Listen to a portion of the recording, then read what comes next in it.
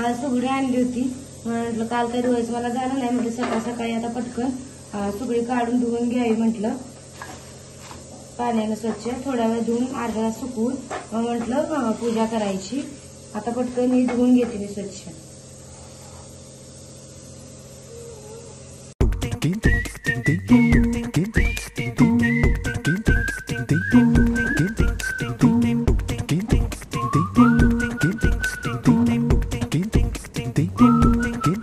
आज भोगी आहे, तर भोगीच्या दिवशीच आमच्याकडे सुगडं पूजन सुद्धा करतात. भोगीसाठी आपण जी भाजी बनवतो किंवा भाकरी ते सगळं आपल्याला देवाला दाखवायचं असं नैवेद्य. त्याच्यासाठी मी ते पाट घेतलाय. इथे थोडीशी कंजेस्टेड जागा आहे कारण की इथे छोटासाच कट्टा आहे या साईडला. इथे देवारा पण आहे, म्हणजे चौरंगावर मी देव पुजते, आणि या साईडला शेजारी पाटावर आता आपण सुगडाचं पूजन करून घेऊया.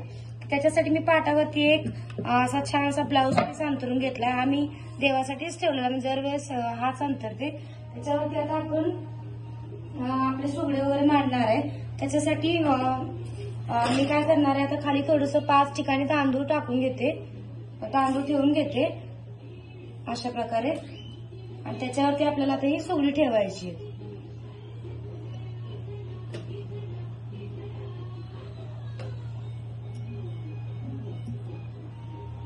सुगडी नेहमी बघून आणताना चांगली बघून आणायची, त्याला चीर गेलेली किंवा तडा गेलेली असू नयेत, चांगलीच घेऊन यायची येताना. त्याच्यानंतर आता आपल्याला सुगड्यांना हळदी कुंकू लावायचंय. हे बघा अशा प्रकारे 5 ठिकाणी हळद आणि कुंकू लावून घ्यायचंय. जर हळद खूपच अशी कोरडी असेल तर तुम्ही पाण्यामध्ये पण बोट भिजवून लावू शकता. अशा ठिकाणी 5 ठिकाणी मी हळद लावलीये, आणि आता त्याच्या शेजारी 5 ठिकाणी कुंकू पण लावून घेते.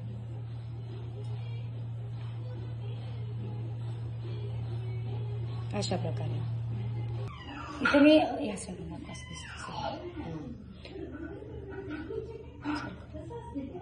इथे मी सगळ्या सुगड्यांना हळदी कुंकू लावून घेतले 5-5 वेळा. त्याच्यानंतर जी आपली झाकणी असती त्याला पण मी हळदी कुंकू लावून घेते. ही पण लावून झाली. आता काय करू, आपल्याला याच्यामध्ये तीळ आणि तांदूळ टाकायचे. आता काही लोक याच्यामध्ये आजच वाण वगैरे टाकतात, पण आमच्या इकडे आज याच्यात तीळ तांदूळ टाकतात आणि उद्या वाण भरतात. तर मग याच्यामध्ये मी आता 5 सुगडे थोडं तांदूळ टाकते.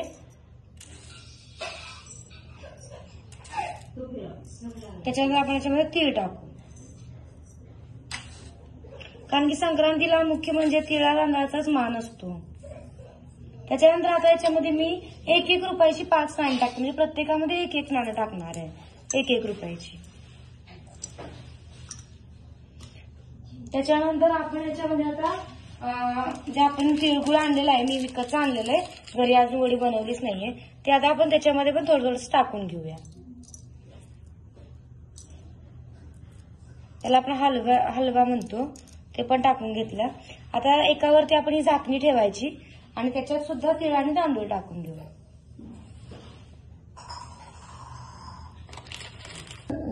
आता आपण सुगड्यांवरती फुलं पण ठेवून घेऊया अशा प्रकारे.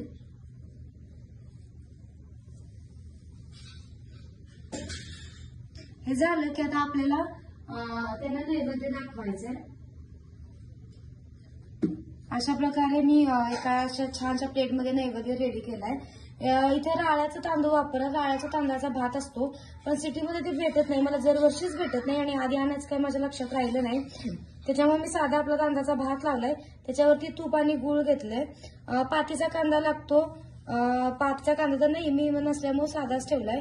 इथं जी भाजी केली होती भोगीची ती भाजी, बाजरीची भाकरी, त्याला छानशे असे तीळ लावून घेतलेत, आणि गाजर, याचा आपल्याला नैवेद्य दाखवायचा आहे. पाण्यानं असं स्वस्तिक काढून घेते आणि त्याच्यावरती आपला आता हा नैवेद्य ठेवूया, आणि त्याला पण आपण असं पाण्यानं ओवाळून घेऊ. नमस्कार करायचा, आणि आपल्याला मेन म्हणजे तो दिवा लावायचा आहे.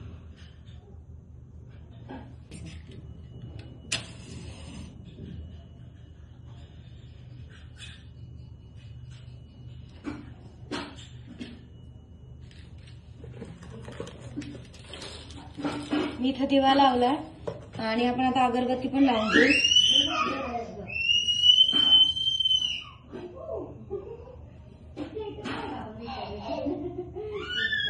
अगरबत्तीनं ओवाळून घेऊ, नमस्कार करायचा. अशा पद्धतीने मी सुगड्यांची पूजा करते. काहीतरी पुढं मागं झालं असेल तरी चालतं, कारण की व्हिडिओ बनवताना थोडंसं लक्षात नाहीये तेवढं, कारण की एवढं आपण कॅमेरा फ्रेंडली नसतो. तुमच्याकडे कशी पूजा करतात ती सुद्धा मला सांगा. आणि त्याच्यानंतर आपल्याला दिव्याला सुद्धा एक फुल वाहून घ्यायचंय अशा पद्धतीने. इथं आपली सुगड्याची पूजा करून झाली. व्हिडिओ आवडला असेल तर चॅनलला नक्कीच लाईक, शेअर आणि सबस्क्राईब करा. थँक्यू.